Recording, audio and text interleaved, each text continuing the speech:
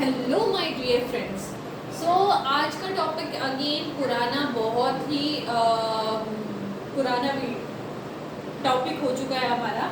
And now we came to the second and third और nth order of reaction. Question ना, वैसे अगर if you expect questions ना, so first order और zero order से question आने वाले हैं। यहाँ से question we can't expect 99.9% questions अगर देखा जाए तो वो जीरो और फर्स्ट ऑर्डर से ही आते हैं। But we have to understand this also, because by chance हमारा लक बहुत ख़राब है और इससे क्वेश्चन आ गया, देन हम फंस जाएंगे। So we are doing for that only, ठीक है। तो इसको ना बहुत ज़्यादा रटना नहीं है, बहुत ज़्यादा मतलब बस बेसिक सा आइडिया बना लेना है कि व्हाट इज सेकेंड, थर्ड और nth ऑर्डर ऑफ रिएक्शन, ठीक है। तो स्टार्ट किया जाए। Okay, so first we will do the second order reaction, ठीक है। सेकेंड ऑर्डर रिएक्शन, ठीक है। फर्स्ट हम ये करने वाले हैं सेकेंड ऑर्डर रिएक्शन को 1 सेक, ठीक है। तो if it is a second order reaction, you also know that कि ये अगर प्रोडक्ट बना रहा है, ऐसा कुछ रिएक्शन है। सो अगर मैं आर ओ आर लिखूँ तो इसका आर ओ आर कैसे लिख सकती हूँ मैं? के का पावर मतलब ए का कंसंट्रेशन का पावर 2 होगा, बिकॉज कि ये सेकेंड ऑर्डर रिएक्शन है और ये सारी चीज़ें जो आती है वो एक्सपेरिमेंटली आती है। आई टोल्ड यू अर्लियर, ठीक है। सो आर ओ आर हम ऐसे लिख सकते हैं for the second order reaction. इस यहाँ तक तो कोई दिक्कत नहीं है, ठीक है। अगर इफ वी आई ड्रॉ और मतलब इंटीग्रेटेड रेट लॉ निकालो for the second order reaction, you know the method कैसे निकालना है। हम लोगों ने जीरो ऑर्डर और फर्स्ट ऑर्डर के लिए निकाल रखा है। सो आर ओ आर मैं और एक तरीके से लिख सकती हूँ जो आपको भी आता होगा, because we already did it, minus d a by d t, है ना। माइनस क्यों लगाएंगे? क्योंकि ये रिएक्टेंट है ना। So R O R this is equal to this, equation 1 is equal to equation 2। तो हम दोनों को इक्वेट कर देते हैं, इक्वेट करके लिखते हैं d a by d t is equal to k a का पावर 2, ठीक है। अब क्या करते हैं कि हम ए को एक साइड लेके आ जाते हैं और डी टी को एक साइड लेके चले जाते हैं। सो ए को हम एक साइड लेके आ गए और यहाँ हो गया माइनस के डी टी, ठीक है। यहाँ तक लिख सकते हैं। Now we are going to integrate the things. Integrate करने के लिए हमें एक लोअर लिमिट और अपर लिमिट चाहिए। सो लेट, अगर हम इसके लिए करते हैं, सो t अगर 0 था और t अगर t पे है, याद होगा हम लोगों ने बहुत बार कर चुका है इसको। और a जो है इनिशियल कंसंट्रेशन इज A0 और कुछ टाइम के बाद जो कंसंट्रेशन आया, रिमेनिंग कंसंट्रेशन इज A, ठीक है। सो इंटीग्रेट कर लेते हैं चीज़ों को। दिस इज A0 से A तक और ये हो जाएगा d a by d t, sorry d a by a का कंसंट्रेशन का पावर 2, माइनस उधर चला गया था तो ये माइनस हटा लेते हैं। सो माइनस के concentration integration 0 to t d t, ठीक है। ऐसे लिख सकते हैं, ठीक है। इंटीग्रेट कर दें। सो इंटीग्रेट करके यहाँ पे मैं कर रही हूँ because I don't have a space there. So मैं यहाँ पे करती हूँ। So this will become 1 by a और यहाँ पे हो जाएगा A0 बाई ए एंड यहाँ पे हो जाएगा minus k T 0 to T, है ना, ऐसे कुछ है। सो 1 by A, this is A0, ये हो जाएगा माइनस के टी माइनस 0, ऐसा हो जाएगा, ठीक है। सो इसका मतलब क्या होगा? 1 by a minus 1 by A0 is equal to minus k t, ठीक है। और t के टर्म्स में हम सारी चीज़ों को लिखें तो t is equal to 1 by k और इसको क्या करते हैं ना, उल्टा कर देते हैं तो नेगेटिव साइन कट जाएगा, that is 1/a minus 1/a0। ठीक है, ठीक है। यहाँ पे अच्छा, यहाँ पे माइनस एक आता, ये माइनस माइनस कट जाएगा, वही मैं सोच रही हूँ कि माइनस कहाँ से आ रहा है। अच्छा ठीक है, अब ठीक है, ठीक है। तो कर ये t के टर्म्स में इंटीग्रेट करके हमें ये मिल गया। So this is my integrated rate law according to the second order of reaction. इसमें a जो है वो है कंसंट्रेशन जो रिमेनिंग बचा है हमारे पास, और a0 जो है इनिशियल कंसंट्रेशन है। We already know all this things, ठीक है। अब अगर इसका ग्राफ बनाया जाए, अब अगर इसका ग्राफ प्लॉट किया जाए तो ग्राफ कैसा होगा, मिटा लिया मैंने इसको, and now see the graph, graph कैसा होना चाहिए इसका। तो मेरा आंसर आया था that is t equal to 1/k 1/a minus 1/a0। This is my final result. और मैं इसको लिख सकती हूँ 1/a का concentration is equal to kt और प्लस 1/a0, ऐसे लिख सकती हूँ, ठीक है। और अगर मैं ग्राफ बनाऊँ तो इसका ग्राफ जो होता है ना, वो ग्राफ ऑफ 1/कंसंट्रेशन होता है, बिकॉज 1/कंसंट्रेशन है तो इसका ग्राफ 1/कंसंट्रेशन वर्सेस टाइम का होता है, ठीक है। And the graph will be like this, this is a time, this is a 1/a concentration. कुछ टाइम के बाद ये कंसंट्रेशन आया ना, तो कुछ टाइम के बाद, and what is the time, यहाँ से यहाँ तक क्या है 1/a0, है ना। और अगर मैं इसका स्लोप पूछूं तो स्लोप क्या होगा, slope is theta, slope is what, slope बताइए क्या होगा, यहाँ से बताइए क्या होगा, tan theta, that is k, है ना। तो slope is tan theta is equal to k। Clear है, ठीक है। अगर मैं इससे ही हाफ लाइफ निकालूं तो इसका हाफ लाइफ क्या होगा, हाफ लाइफ मतलब क्या होता था, half life is the life where the half of the reaction is completed, मतलब 50% रिएक्शन हमारा कंप्लीट हो चुका है, दैट इज हाफ लाइफ, ठीक है। अगर मैं इससे हाफ लाइफ निकालूं, दैट इज अगर मेरा t is equal to k 1/a minus 1/a0 है, ठीक है, और इससे मैं हाफ निकाल रही हूँ, सो कंसंट्रेशन भी हाफ हो जा रहा है, इनिशियल कंसंट्रेशन भी हाफ हो जा रहा है। इनिशियल कंसंट्रेशन को मैंने हाफ कर दिया, ठीक है, ये a0 1/2 है, ठीक है। इनिशियल कंसंट्रेशन को भी हाफ कर दिया,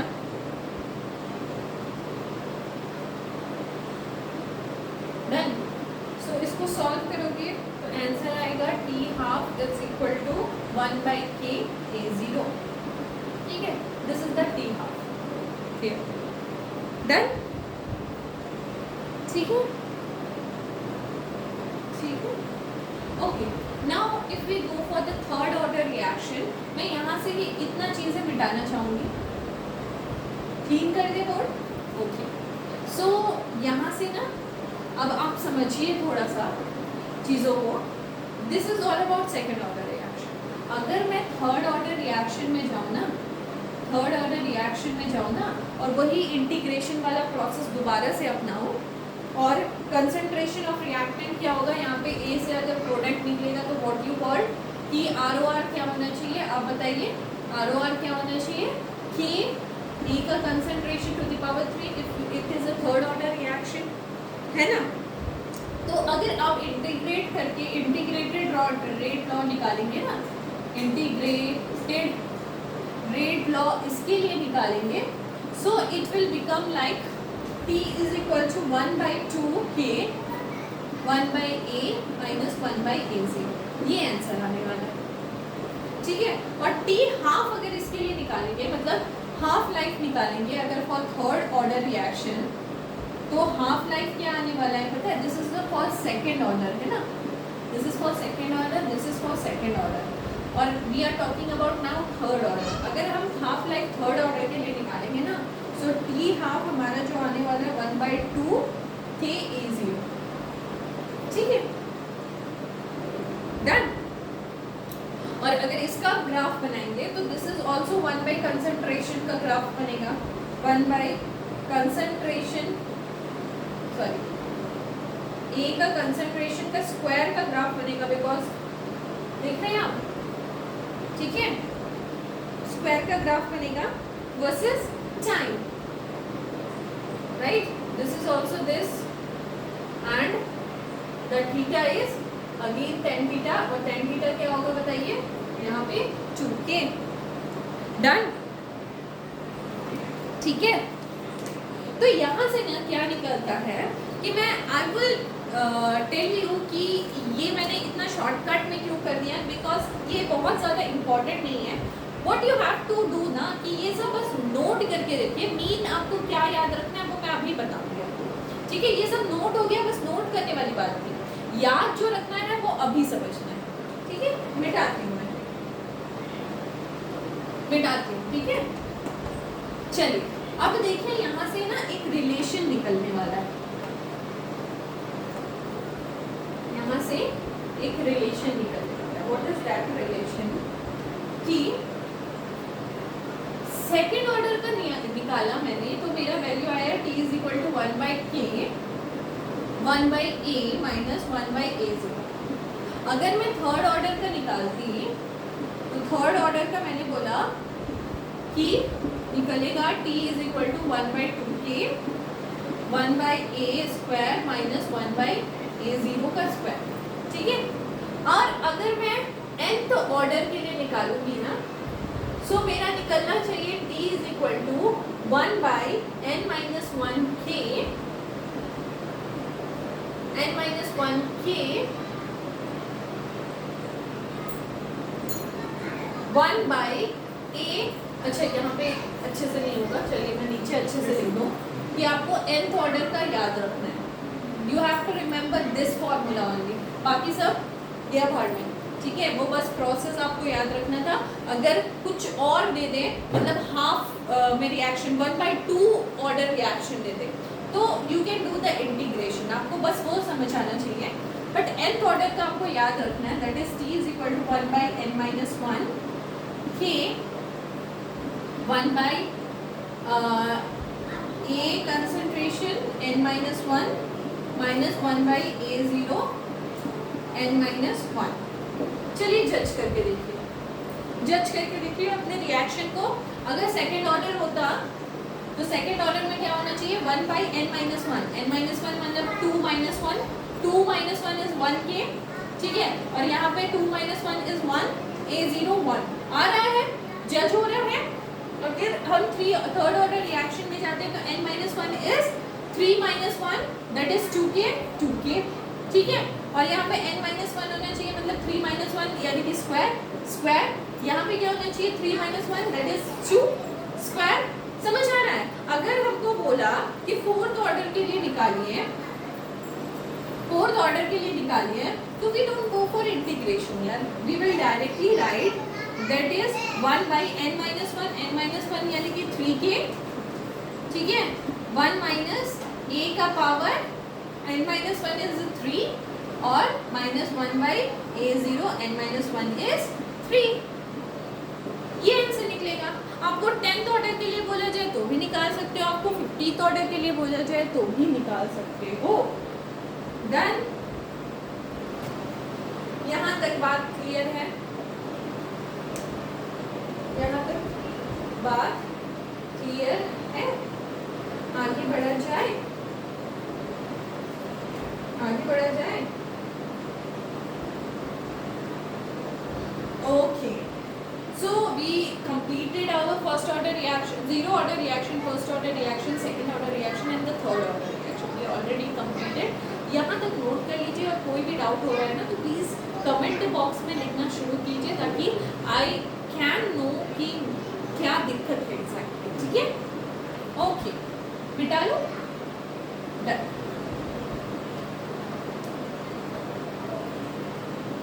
चलिए, तो सेकेंड ऑर्डर हो गया, थर्ड ऑर्डर हो गया, now we are methods to determine the order of reaction.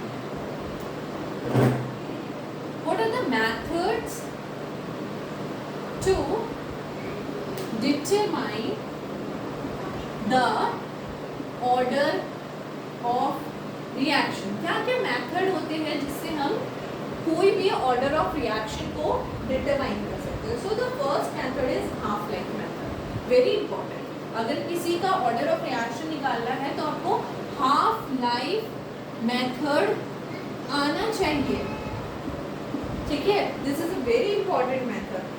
Next method is graphical method, आपको ग्राफ पता होना चाहिए, ठीक है? And the third method is integrated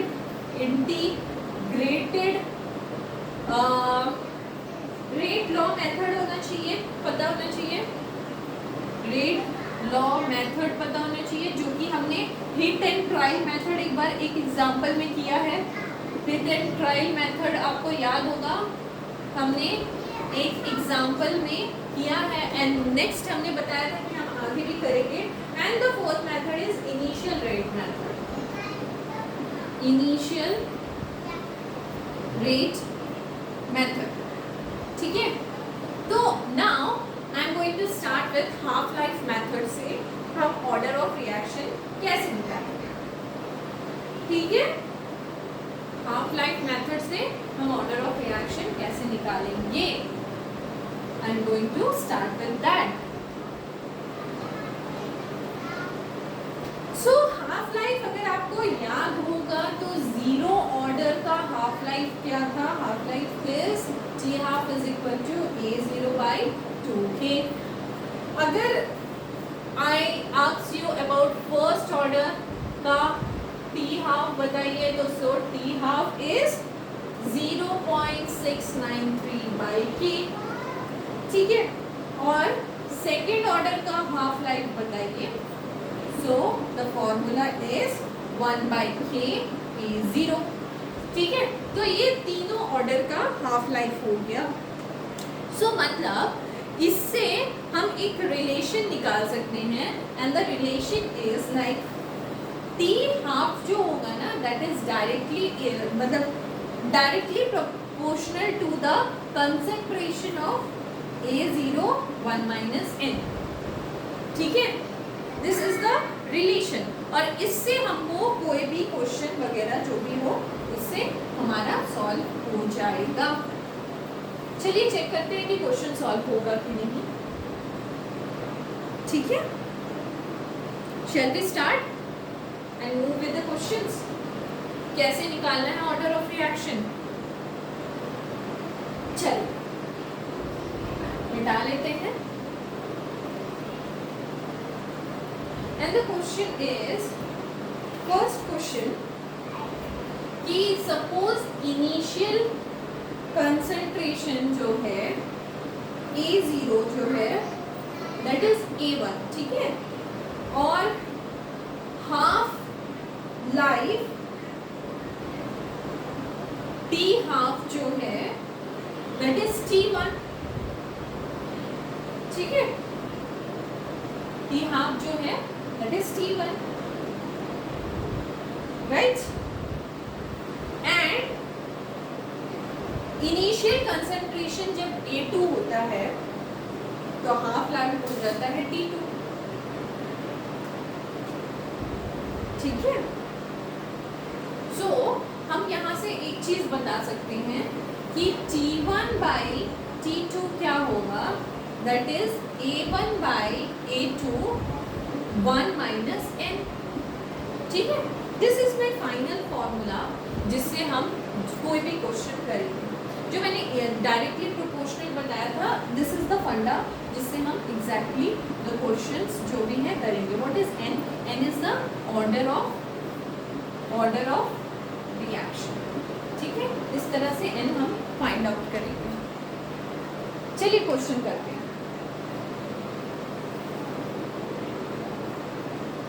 question करें, चलिए। Okay, so this is our final formula, इसको याद रखिए। This is the very important formula for doing finding any order of reaction. ठीक है, चलिए. Okay, the question is like the half life of decomposition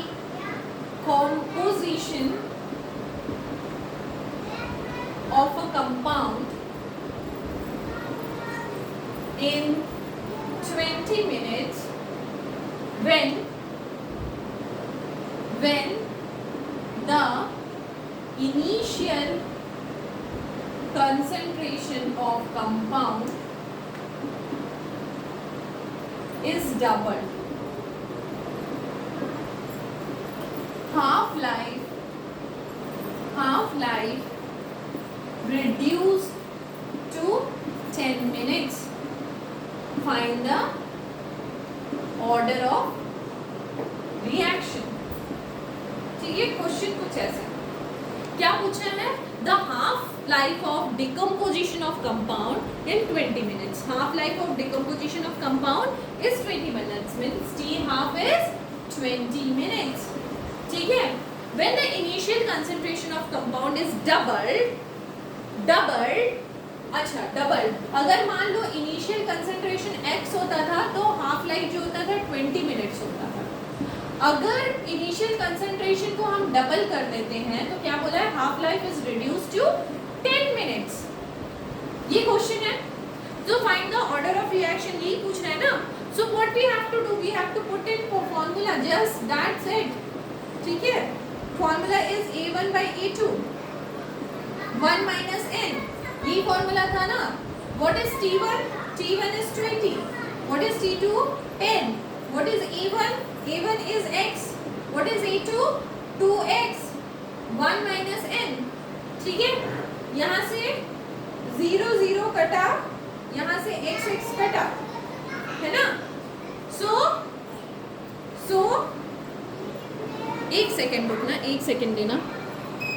okay, सो यहाँ से क्या निकला मेरा? 2 is equal to 1 by 2 1 minus n. ठीक है, तो हम इसको 2 को ऊपर लेके जाते हैं तो 2 is equal to 2 n minus 1 हो जाएगा. सो यहाँ पे क्या लिख सकते हैं? 1 is equal to n minus 1 यानी कि n is equal to 2. So order of reaction is second order. Understood? Clear है? एक और क्वेश्चन बनाया जाए. Okay, so the next question is